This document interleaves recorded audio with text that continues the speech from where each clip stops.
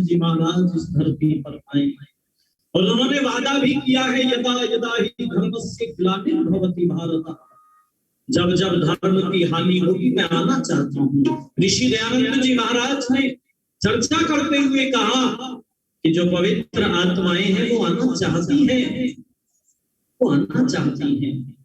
हे योगेश्वर कब आओगे?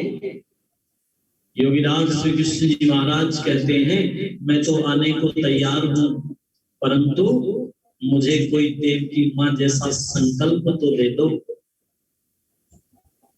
कोई देव की मां जैसी कोख तो मुझे मिल जाए, अरे कोई यशोदा मैया जैसा पवित्र आनंद तो दे दो मुझे, मैं तो आने को तैयार हूं, मैं तो आने को तैयार हूं। हमने वो आंगन देव नहीं बुहारा। कई बार वो पंक्तियां सुनी होंगी आपने कि तुमने आंगन नहीं बुहारा, कैसे आएंगे भगवान? वो योगेश्वर आए कैसे? आज तो हमने उन्हीं के जीवन के ऊपर बहुत सारे लांछन लगा दिए। एक राधा को जोड़ दिया उनके साथ में, जिसकी चर्चा भागवत पुराण में भी नहीं है। पूरे महाभारत को आप पढ़ जाइएगा, पूरे महाभारत में कोई राधा नाम की स्त्री का वर्णन नहीं है। हाँ, एक राधा का वर्णन मिलता है जो अधिरथ सूत की पत्नी है, कर्ण का पालन और पोषण जिसने किया, उसका नाम राधा पढ़ने के लिए मिलता है, इसलिए कर्ण का एक नाम राधेय भी पढ़ने को मिलता है। मैं निवेदन करने लगा हूं, योगेश्वर श्री कृष्ण जी महाराज के विषय में तरह तरह की बातें, तरह तरह की पंक्तियां लोगों ने गुनगुना दी। किसी ने कह दिया कि यशोमती मैया से बोले नंद लाला, राधा क्यों गोरी मैं क्यों काला। अरे मैं निवेदन करना चाहता हूं, राधा की बात नहीं की योगेश्वर श्री कृष्ण जी महाराज ने।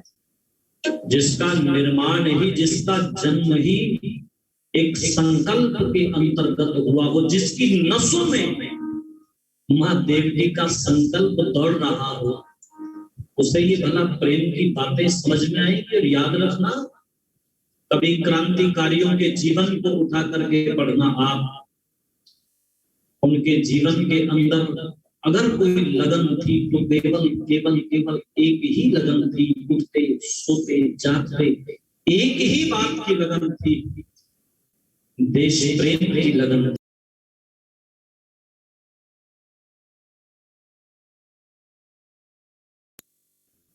मैं निवेदन करने लगा हूं, यशोमती मैया से उन्होंने राधा की बात नहीं की थी। मुझे याद आती है उनके जीवन की वो घटना, जब मथुरा में कुश्ती का दंगल का आयोजन किया है कंस ने। अक्रूर जी निमंत्रण लेकर गोकुल पहुंचे हैं और जाकर के निमंत्रण दिया है कृष्ण को, कुश्ती दंगल में तुम्हें निमंत्रण है वहां पर चलने का। श्री कृष्ण तो इस बात की बाट जो होते थे कि कोई मौका हाथ लगे तो उसी दिन कंस को उसके कर्मों की सजा दे दूंगा। तैयार है बड़ी प्रसन्नता के साथ में जाने के लिए,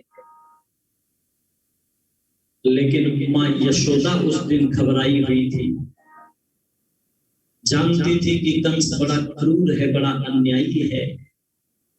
और देखो, हर मां अपने लाला से, अपने पुत्र से बहुत प्यार करती है,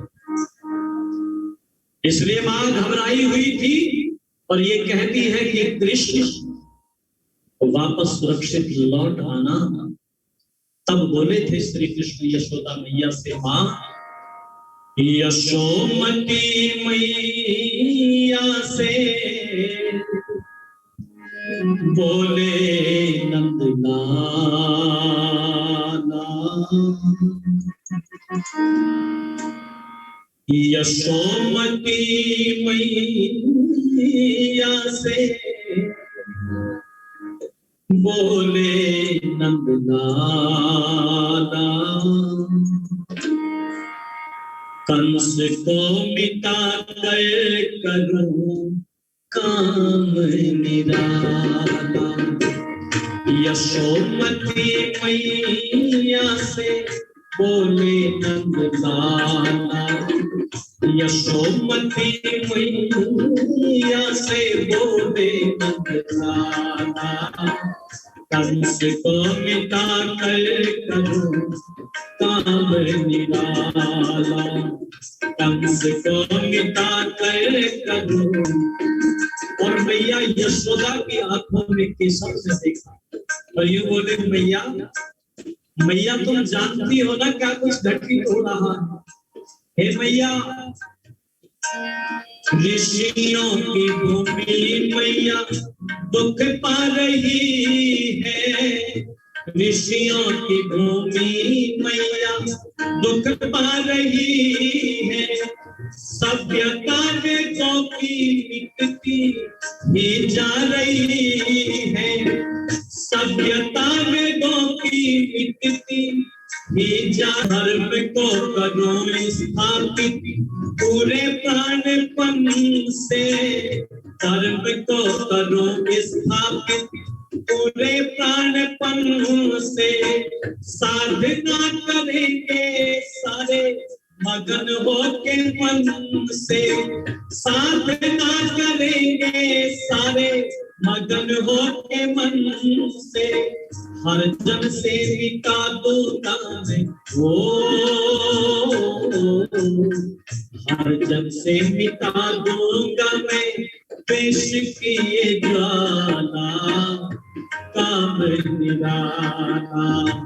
यशोमती मैया से बोले नंद लाला। कंस को मिटा कर करो काम निराला। कंस को मिटा कर करो काम। और मैया मैं एक ही बात चाहता हूँ, क्या? बने कुलदीप हर सुत अपने कुल का। बने कुलदीप हर सुत अपने कुल का। हर एक बेटी रहे बन के वीर सुल का। हर एक बेटी रहे बन के वीर सुल का। पापियों के कुल का मैया